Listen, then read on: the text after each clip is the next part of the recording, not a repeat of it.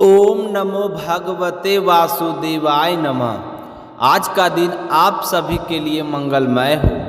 आज सावन महीने का दूसरा दिन है। सावन महीने में प्रतिदिन श्रीमद् भागवत महापुराण की कथा का श्रवण करने से जीवन में होने वाली अज्ञान वश पाप कर्मों से छुटकारा मिलता है।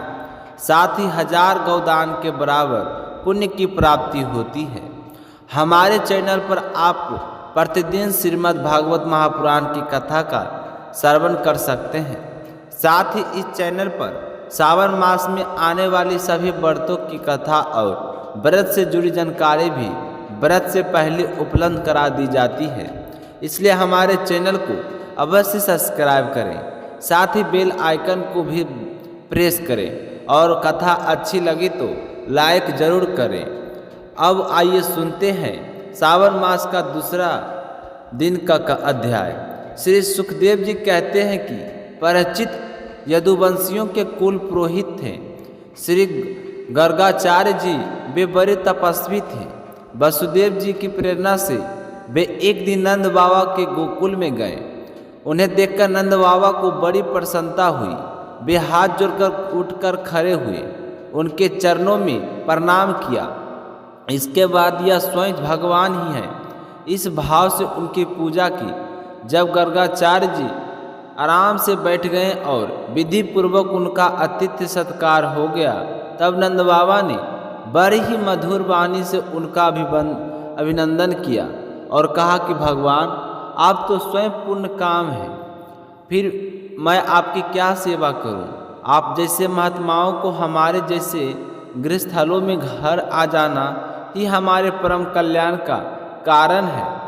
हम तो घरों में इतने उलझ रहे हैं और इन प्रपंचों में हमारा चित्त इतना दिन हो रहा है कि आपके आश्रम तक जा भी नहीं सकते। हमारे कल्याण की सेवा, आपके आगमन का कोई हेतु नहीं है। प्रभु, जो बात साधारण इंद्रियों की बात पहुँच के बाहर है अथवा भूत और भविष्य के गर्भ से निहित है, वह भी ज्योतिष शास्त्र के द्वारा प्रत्यक्ष जान ली जाती है। अपने उसी ज्योतिष शास्त्र की रचना की है। आप ब्रह्मवेताओं में श्रेष्ठ हैं, इसलिए इन दोनों बालिकाओं का नामकरण आदि संस्कार आप ही कर दीजिए, क्योंकि ब्रह्मांड जन्म से ही मनुष्य मात्र का गुरु है। गर्गाचार्य जी ने कहा, नंद जी, मैं सब जगह यदुवंशियों के आचार्य के रूप में प्रसिद्ध हूँ। यदि मैं तुम्हारे पुत्र के संस्कार करूँगा तो लोग समझेंगे कि यह तो देवकी का पुत्र है।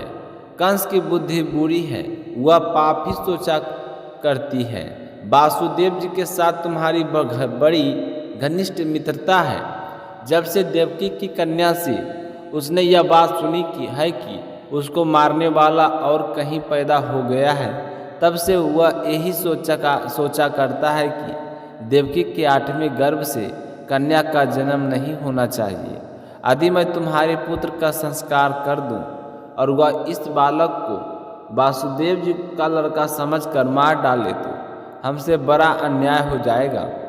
नंद बाबा ने कहा, आचार्य जी, आप चुपचाप इस एकांत गौशाला में केवल स्वस्ति वाचन करके इस बालक का द्विजाति समूची नामकरण संस्कार मात्र कर दीजिए। औरों की कौन कहे, मेरे सगे संबंधी भी इस बात को ना जाने पावे। श्री सुखदेव जी कहते हैं कि गर्गाचार्य जी तो संसार कराना चाहते ही थे। जब नंद बाबा ने उनसे इस प्रकार प्रार्थना की, तब उन्होंने एकांत में छिपकर गुप्त रूप से दोनों बालकों का नामकरण संस्कार कर दिया। और गार्ग जी ने कहा कि यह रोहिणी का पुत्र है, इसलिए इसका नाम होगा रोहिणी। यह अपने सगे संबंधी और मित्रों को अपने गुणों से अत्यंत आनंदित करेगा, इसलिए उसका दूसरा नाम होगा राम। इसके बल की कोई सीमा नहीं है, अतः इसका नाम होगा बल भी है।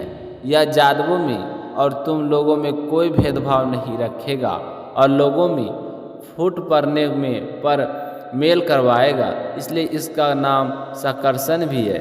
और यह तो सांवला है।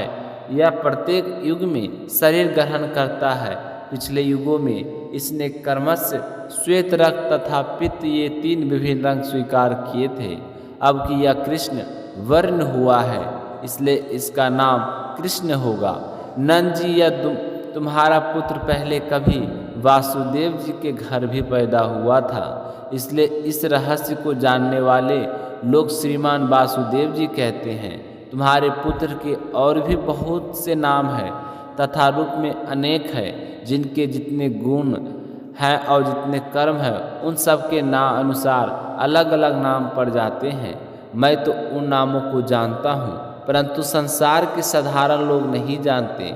यह तुम लोग का परम कल्याण करेगा। समस्त गोप और गौओं को यह बहुत ही आनंदित करेगा। इसके सहायता से तुम लोग बड़ी बड़ी विपत्तियों को बड़ी सुगमता से पार कर लोगे। ब्रजराज पहले युग की बात है। एक पृथ्वी में कोई राजा नहीं रह गया था। डाकुओं ने चारों ओर लूट खसोट मचा रखी थी।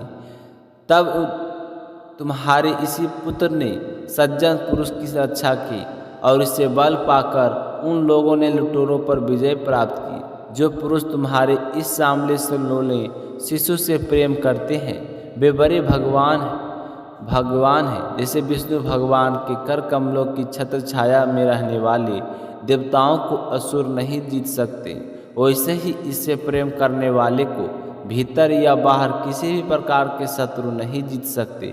नंद जी चाहे जिस दृष्टि से देखें, गुण में संपत्ति और सौंदर्य में कीर्ति और प्रभाव में तुम्हारा यह बालक साक्षात भगवान नारायण के समान है। तुम बड़ी सावधानी और तत्परता से इसकी रक्षा करो। इस प्रकार नंद बाबा को भली भांति समझाकर आदेश देकर गर्गाचार्य जी अपने आश्रम को लौट गए। उनकी बात सुनकर नंद बाबा को बड़ा ही आनंद हुआ। उन्होंने ऐसा समझा कि मेरी सब आशा लालसाएं पूरी हो गई। मैं अब कृत हूँ, परिचित हूँ। कुछ ही दिनों में राम और श्याम घुटनों और हाथों के बल चलकर गोकुल में खेलने लगे। दोनों भाई अपने नन्हे पाँव को गोकुल कीचड़ों में घसीटते हुए चलते। उस समय उनके पाँव और कमर में घुंघरू झुनझुन बजने लगते। वह शब्द बड़ा भला मालूम पड़ता। वे दोनों स्वयं वह ध्वनि सुनकर खिल उठते। कभी कभी वे रास्ते चलते किसी अज्ञात व्यक्ति के पीछे हो लेते। फिर जब देखते हैं कि यह तो कोई दूसरा है, तब झाग से रह जाते हैं और डर कर अपनी माताओं रोहिणी जी और जसोदा जी के पास लौट आते। माताएं यह सब देखकर हंसने से भर जाती है। उनके स्तनों से दूध की धारा बहने लगती है। जब उनके दोनों नन्हे से शिशु अपने शरीर में कीचड़ का अंगराग लगाकर लौटते, तब उनकी सुंदरता और भी बढ़ जाती थी। माताएं उन्हें आते ही दोनों हाथों से गोद में लेकर हृदय से लगा लेती और स्तनपान कराने लगती। जब वे दूध पीने लगते और बीच बीच में मुस्कुरा कर अपनी माताओं को और देखने लगते, तब उनकी मंद मंद मुस्कान और भोला भाला मुंह देखकर आनंद के समुद्र में डूबने उतरने आने लगती। जब राम और श्याम दोनों कुछ और बड़े हुए, तब ब्रज के घर में बाहर ऐसी बाल लीलाएं करने लगी जिन्हें गोपियों देखती रह जाती है। जब वे किसी बैठे हुए बछड़े की पूंछ पकड़ लेते और बछड़े डर कर इधर उधर भागते, तब वे दोनों और भी जोर से पूंछ पकड़ लेते और बछड़े उन्हें घसीटते हुए दौड़ाने लगते। गोपियाँ अपने घर का काम धंधा छोड़कर यही सब देखती रहती थी और हंसते हंसते लोटपोट होकर परम आनंद से मगन हो जाती। कन्हैया और बलदाऊ दोनों ही बड़े चंचल और बड़े खिलाड़ी थे।